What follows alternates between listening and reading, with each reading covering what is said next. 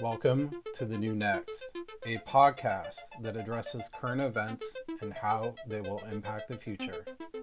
Co-hosted by the inquisitive public speaking champion, Mike McVeigh, and energy, economics, and technology expert, Matt Jensen. Join us as we explore all things energy, economic, tech, and political, and how they will affect our future. Podcasts typically grow by word of mouth. If you know anyone who would enjoy this content, sharing this in a message or by posting on social media would mean the world to us. Thanks for listening, and let's get started.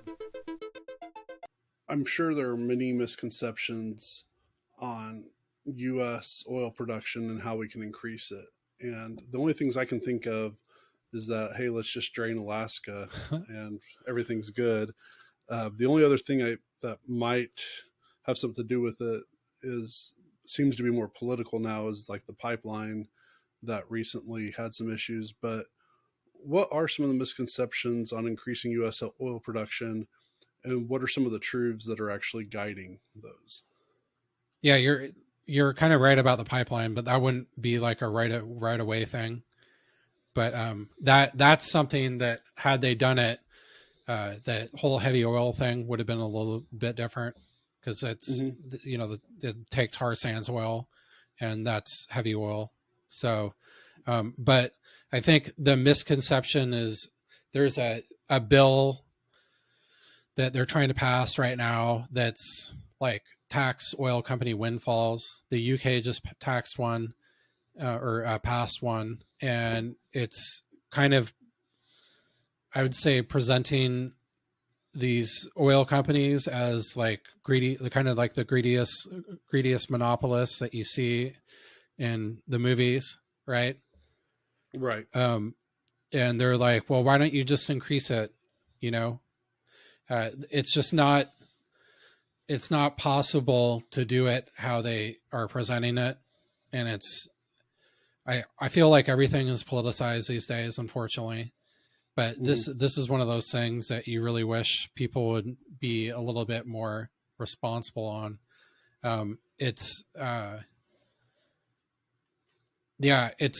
There's a huge deficit of machines and people to do the work. So, I think that's something that, even though we've probably mentioned it every time we've recorded, I know it doesn't get in every one of our episodes, is March of 2020, the world really did start shutting down for the most part. And a good chunk of that world didn't start opening up until summer, maybe even fall of 2021, as far as like factories and stuff across the world. And I'm sure there's plenty, not to the same percentage wise, that haven't opened up at all, or have been opening up this year, or are yet to open this year. Yeah. And that is something, I mean, we've talked about it more with paper and envelopes, but every single industry pretty much shut down 2 years and 2 months ago because of the pandemic. And as you said, you can't just flip a switch, but you can flip the switch off. And we've been kind of living for the past couple of years on whatever stuff has been stocked up, certain supplies that are easier to get back in motion once you turn on the economy, once you turn on businesses and stuff. But we've seen a lot of, once you turn off some of these places, and especially the ones that may not have been treating their employees to a certain limit, and employees have kind of feel like, hey, we have some rights now, or at least we have, maybe rights is a strong word, but we have some demands for us to come back to work. And they're, used to, someone said like, hey, I can get more money at this for another job. And they're like, okay, bye. And then they just hire someone else possibly for cheaper than what they had you at. But the problem is now is there's a shortage of workers, or at least the workers that are willing to work have demands. And this all plays in to the oil field as well, just as much as it does with envelopes. Yeah. Yeah. And with that too, I think the capital structures between the oil companies and the service companies are different. So like the oil, like Continental Resources, Chesapeake Energy, ExxonMobil, they're like capital allocators. So they Right. essentially generate a fee for manage the process of producing it and selling it. And the service companies like Baker Hughes or Halliburton, they go out and spend a bunch of money on machines and equipment to front load the expense and then get paid back in the long run, essentially. Okay. And so they're like earning a spread. So they like put up the cash to buy like a frac fleet or a drilling rig, something like that. And then they rent it out and recover it over time. So it's basically kind of like a rental arrangement. And so totally different capital structures. Like, and, you know, investors aren't really trying to invest in companies, and these big, you know, frac fleet might cost $100 million.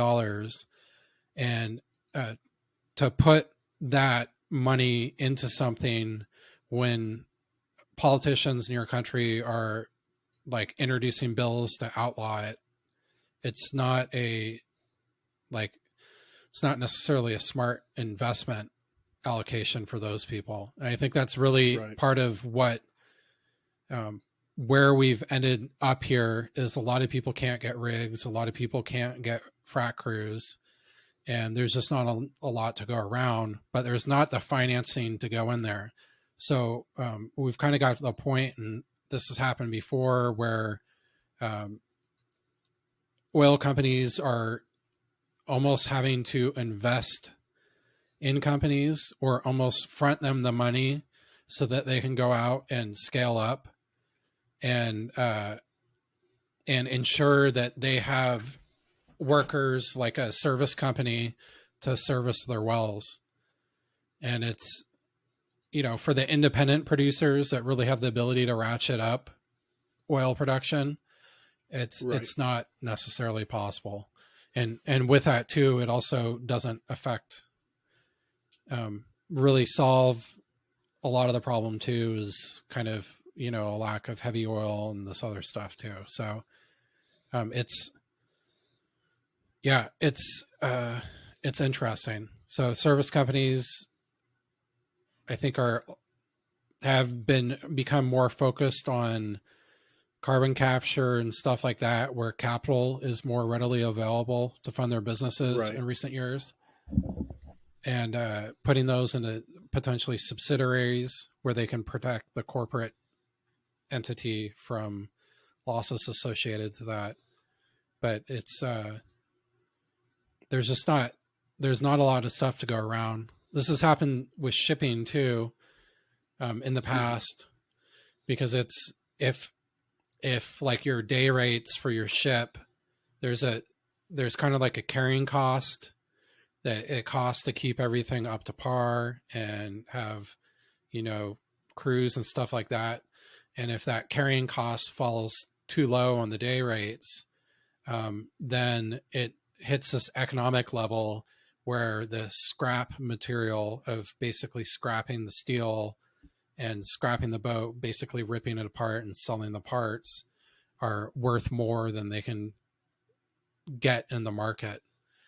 Right. And, you know, I know a lot of companies that shut down big parts of their businesses during COVID because they couldn't make good money before, and they were making very little money when oil went zero. So, yeah. If you want to learn more, find us at thenewnextpodcast.com or matthewADjensen.com/podcast, where you can suggest a topic you would like us to cover. If you enjoyed what you heard, share the podcast, tell a friend about it, or rate us 5 stars. We appreciate you listening.